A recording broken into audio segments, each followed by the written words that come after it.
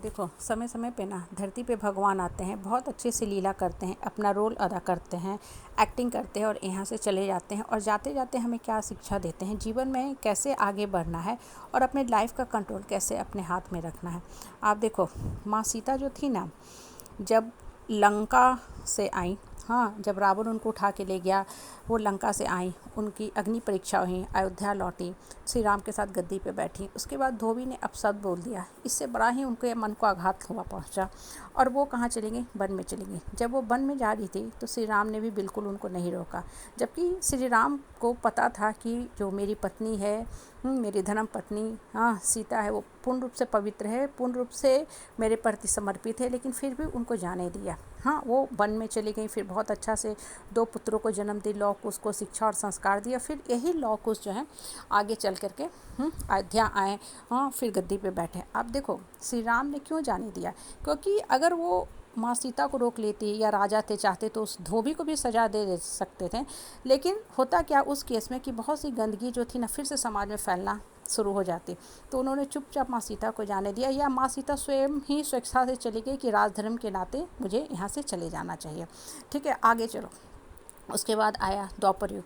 द्वापर युग में जो द्रौपदी थी ना, वो माता कुंती की बात मान के 5 पतियों से, हाँ, पांडवों से विवाह की, 5 पति उसके हुए और उसके लिए उसे घोर घोर अपमान भी सहना पड़ा।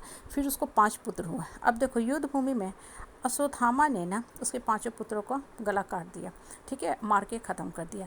अब देखो, यहाँ सोचने वाली बात यह है कि जब श्री कृष्ण ने अभिमन्यु का जो पुत्र हुआ परीक्षित, उसको जब अश्वत्थामा ने मारा तो परीक्षित को श्री कृष्ण ने पुनः से फिर से जीवित कर दिया।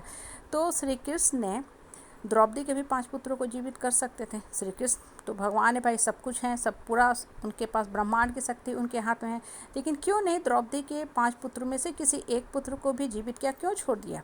और वहीं जो अभिमन्यु था वो सुभद्रा और अर्जुन का पुत्र था और अभिमन्यु का पुत्र हुआ परीक्षित, उसको जीवित किया। फिर परीक्षित ही अंत में जो था हस्तिनापुर के राजगद्दी पे बैठा, राजा बना और आगे जो है सृष्टि चक्र जो है चलता रहा। अब देखो, यहाँ सोचो क्यों ऐसा भगवान ने किया।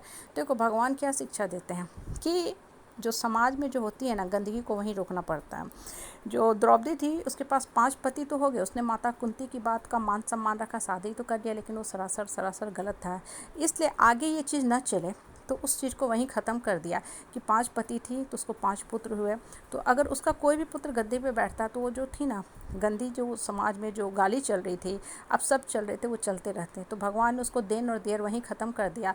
और अर्जुन और सुभद्रा एक पति पत्नी थे, तो उनका जो संतान हुआ अभिमन्यु, और फिर अभिमन्यु का परीक्षित जो हुआ वो गद्दी पे बैठा। अब देखो, ये जो छोटी छोटी बातें हैं ना, अगर गौर करो ना तो सिर्फ गप करने के लिए, पढ़ने के लिए, ज्ञान बढ़ाने के लिए नहीं होती है, सोचने के लिए होती है। आज भी समाज परिवार परिवेश में रहते हो ना, आपके ऊपर भी बहुत सारी जो होते हैं रिश्ते का बोझ थोपा जाता है, नहीं आपको करना ही होगा चूँकि आप इस फैमिली डायनेस्टी के हो, नहीं करोगे तो आपका नाम और पहचान ख़त्म हो जाएगा। ठीक है, बहुत तरह की बातें कहने और सुनने को मिलती है और हम रिश्ते को बोझ समझ के ढोते रहते हैं, अंदर से घुटते रहते, रोते बिलखते रहते हैं। मन कहता है अरे क्या करें, नहीं करेंगे तो फिर हम कैसे सरवाइव करेंगे, और अंदर ही अंदर घुटते रहते हैं। अब देखो, आप ये चीज़ अपने मन से स्पष्ट सोचो, स्पष्ट बात करो, श्री कृष्ण से बात करके अपने आप से पूछो कि हम जो काम कर रहे हो सही है कि नहीं।